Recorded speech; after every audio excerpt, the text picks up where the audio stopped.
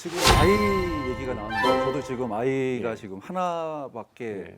못 낳았어요. 사실 어떻게 보면 둘 낳기가 좀 무섭더라고요. 예. 근데 이제 전체적으로 전반적으로 우리나라가 저출산이 지금 굉장히 심각한 문제인데 예. 미래에는 대한민국이 사라질지도 모른다라고 들었는데요. 예. 그게 진짜일까요? 그 얘기 정말 많이 하죠. 저도 말을 되게 조심하게 해야 됩니다. 인구 절벽 혹은 뭐 고령화, 사라지는 마을들, 그 얼마 전에 갔다 온 지방도 마찬가지로 똑같이 얘기를 하더라고요. 지금대로 가면 한 3분의 1 정도의 촌락이 사라질 거라고 예상을 합니다. 그러니까 할머니 혼자 지키는 마을도 있어요. 다 이제 떠나가지고 이장이라고 하는 사람이 있을 필요가 없는 거죠. 할머니 혼자 계시니까. 그런 지역도 엄청나게 많습니다. 도시도 마찬가지로 인구가 줄어들고 있죠. 근데 이게 정말 맞는 말일까? 반은 맞고 반은 틀립니다. 왜냐하면 지금 있는 사람들만 계속 나이가 든다면 맞아요. 근데 실제로 동아시아나 아시아나 전 세계에서 인구 이동이 어마어마하게 많아지고 있습니다. 그러니까 서울은 서울 사람들이 계속 사는 곳이 아니라 저쪽 방글라데시, 인도네시아 뭐 여러 동네에서 서울의 기회를 보고 사람들이 올 겁니다. 와서 새로운 서울 사람이 되는 거죠. 그래서 서울 인구가 정말 줄까요? 절대 줄지 않습니다. 서울 인구는 계속 갑니다. 그러면 뭐가 문제인가? 도대체 출산이. 안정적인 인구를 예상할 수 없다는 게 제일 커요. 초등학생이 갑자기 확 늘어났어요. 그래서 국민학교가 미어 터집니다. 국민학교가 너무 빠글빠글 해가지고 야 국민학교 새로 지어야 된다라고 했더니 다 지을 때쯤 얘네들은 중학생이 돼요. 야. 그럼 중학생이 되고 많이 지어놨더니 초등학교는 텅텅 비는 겁니다. 그럼 중학교 문제죠? 중학교 지으면 또 고등학생 돼 있겠죠? 그럼 고등학생 돼 있어가지고 지으면 얘네들 취직할 데 없어가지고 딴 데로 가버립니다. 그러면 초, 중, 고를 갖다가 안정적으로 교육 서비스를 하려고 하면 인구 피라미드가 안정적인 게 굉장히 중요한데 실제로 왔다 갔다 하기 때문에 사람들이 그리고 거기 이동까지 한다라고 하면 정말 힘든 겁니다. 그래서 청소년들이 움직이고 그다음에 일자리 때문에 이렇게 여기저기 도시를 떠돌아다니는 그런 역동 속에 놔두면 정부가 국민들을 위한 의료 서비스, 교육 서비스 이런 것들을 하기가 너무너무 힘들어져서 그것들을 예측하기 위한 그런 하나의 정치적인 그런 도구들이 필요한 거죠. 그래서 가족 계획도 있었고요. 그리고 지금의 통계도 있고 그렇습니다. 저출산을 극복하려고 굉장히 많은 정책들이 생겨요. 근데 그때마다 제가 드리는 말씀이 뭐냐면 저출산이 왜 생겼을까요? 라고 하면 사회적인 힘듦, 어려움 때문이에요. 지금 사회가 안 좋으니까 저출산인 거거든요. 그런데 마치 저출산 때문에 사회가 힘들어진 것으로 포장을 해요. 그건 아닙니다. 그러면 저출산을 갖다 극복을 하겠다라고 하면 출산 정책이 문제가 아니에요. 사회 정책이 문제인 거지. 사회가 힘들어서 저출산이라는 현상들을 갖다 만들어내는 것들을 갖다가 끊어야 되는 거지. 어떻게 하면 아이를 많이 낳게 할까? 이거 고민한다고 해서 되는 게 아닙니다. 실제로 저출산의 문제를 남성에서도 풀 수 있는 거고요. 남자들이 일자리가 되게 쉽게 구할 수 있고 그러다 보면 결혼도 빨리 할 수 있고 그러다 보면 아이도 빨리 낳을 수 있고 이런 거죠. 전 사회적으로 풀 문제지 저출산이 단지 여성의 문제 그리고 그것 때문에 벌어지는 사회 문제다라고 생각하면 안 되는 겁니다. 이게 오른쪽으로 쭉 가로축이 연령입니다. 그래서 저 왼쪽에 있는 축이 0세고요. 그다음에 가면 갈수록 커서 이제 100세까지 이제 잡았습니다. 그리고 위아래로가 뭐냐면 나가고 들어오는 사람들을 갖다가 순으로 집계를 한 겁니다. 그래서 위로 올라오면 인구가 온 거고요. 아래로 내려가면 인구가 나간 겁니다.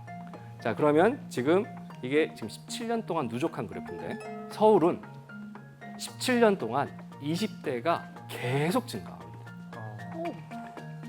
엄청나게 많은 20대가 꾸준히 서울로 계속 오고 있는 겁니다. 지금도 그렇습니다. 그러면 새로운 20대들은 계속 끊임없이 오고 30대가 되면 밑으로 쭉 빠지죠.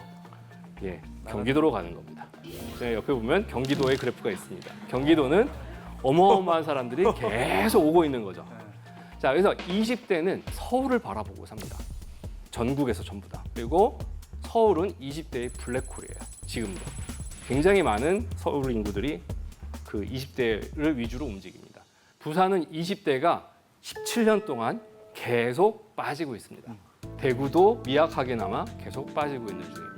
반면에 이제 광주는 스케일을 갖다 좀 이렇게 낮춰보니까 그렇긴 한데 실제로는 점점 그 폭이 세집니다. 서울이라는 이제 블랙홀로 이제 온다라고 볼 수 있는데 부산에서 20대가 계속 서울로 가면 부산 친구들 중에 상당 부분은 서울에 와 있는 거죠. 부산에서 나간 20대들은 새로운 부산의 20대를 끄는 통로가 됩니다. 형 만나러 가고 하면서 계속 서울로 가는 연습들을 하는데 그때 어느 순간 갑자기 형이 일자리를 갖다 딱 줬다라고 하면 정착이 되는 겁니다. 그러면서 또 서울로 또 끌고 이런 식으로 가는 겁니다. 그래서 지자체 입장에서 보면 20대를 어떻게 잡을 수 있을까가 굉장히 중요한 키입니다. 저 선생님 죄송한데 저희 커피숍 가셔야 되겠거든요. 두 분 계속 너무 대화하셔가지고 갔다 오세요 두 분. 예. 뒤에서 너무 대화를 하셔가지고. 계속 서울로 가는 연습들을 하는데 그때 어느 순간 갑자기 형이 일자리를 갖다 딱 줬다라고 하면 정착이 되는 겁니다. 그러니까 전 78년생이고요. 네. 말씀하신 70년 마지막 생인데요. 저도 시골에서 마산에서 상경을 했어요. 네. 20대 때 상경을 해서 지금까지 자리 잡았는데 말씀하신 것처럼 서울에 자리 잡지 못하고 예. 결국 밀려서 인천 예. 그리고 지금은 경기도에 있습니다. 예. 말씀하신 게 너무 공감이 돼서 그대로네요. 예. 네, 이분이. 그대로인 분들이 많습니다. 예.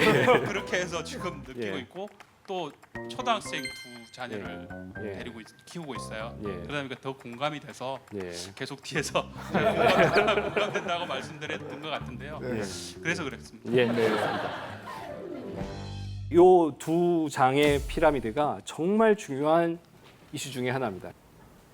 10년 터울 정도 되는데 양쪽을 갖다 비교를 해보면 대치동은 똑같죠. 네네.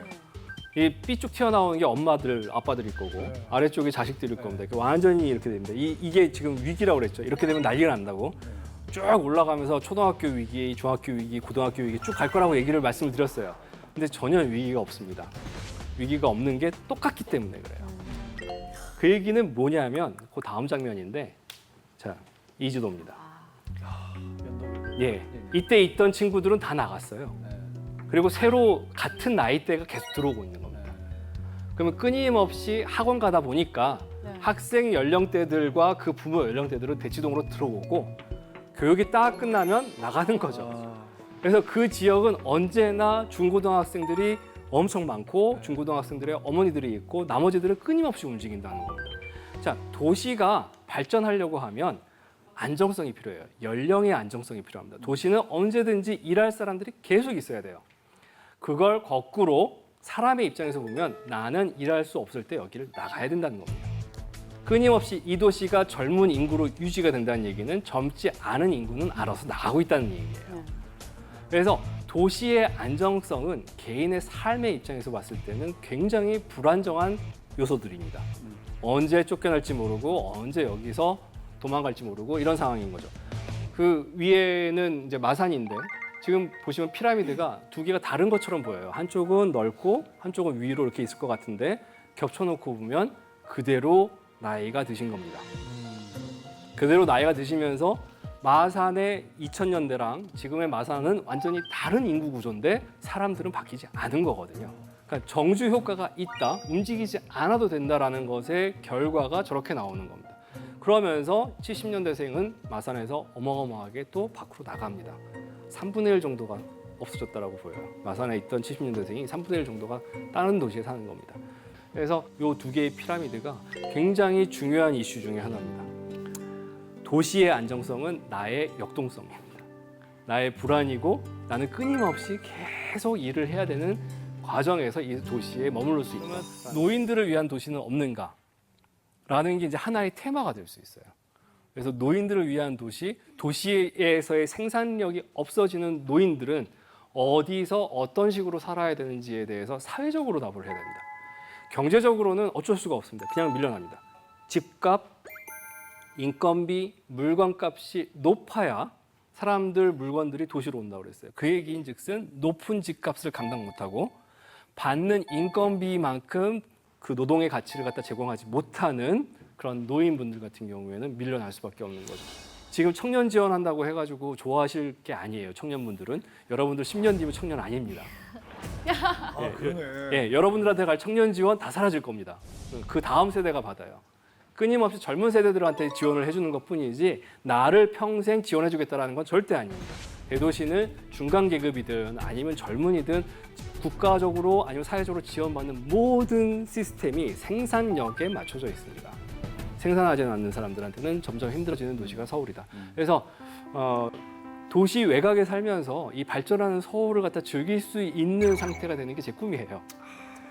그러니까 도시에 계속 머물 자신은 없고요. 솔직히 여기서 엄청나게 싸워야 되는 건 나이 들면 들수록 힘들어지는 거니까 주변에 머물면서 계속 움직이면서 발전된 서울의 모습을 갖다 볼 수 있는 것만으로도 굉장히 행운입니다. 그 문화적으로 소비할 수 있으면서 왜 주변에 사는 것 이게 정말 제일 좋은 다양한 선택지가 될 겁니다. 우리나라가 이 노인뿐만 아니고 보면은 이제 굉장히 많은 사람들이 그 집값 때문에 자의반 타의반으로 이사를 많이 하잖아요. 이게 우리나라만 그런 건지 아니면 이것도 역시 해외에서도 또 이런 사례가 있는 건지. 아, 우리나라가 엄청 심각하죠. 예. 많이 심각한 예, 거예요. 엄청 심각합니다. 예. 제가 7년 동안 5번 이상 이사를 했거든요. 평균을 갖다 굉장히 낮추시고 계시는데, 예. 근데 그게 역동성이라는 것도 돼요. 우리나라가 발전한 거는 일자리가 있는 곳에 사람들이 끊임없이 움직였기 때문이에요. 자, 울산, 뭐 포항, 야 새로 이제 기계 만들었으니까 일하자라고 해가지고 사람 구합니다라고 하는데 사람들이 안 움직여봐요. 기계 옆에서 계속 노동을 해야 되는데 그 기계로 사람들이 안 온다라고 하면 그러면 말짱꽝인 거거든요. 그러니까 끊임없이 일자리가 있는 곳에 사람들이 움직였기 때문에 가능했던 거고 그 움직인 것이 오히려 정주 효과를 갖다가 안 좋게 바꾼 겁니다.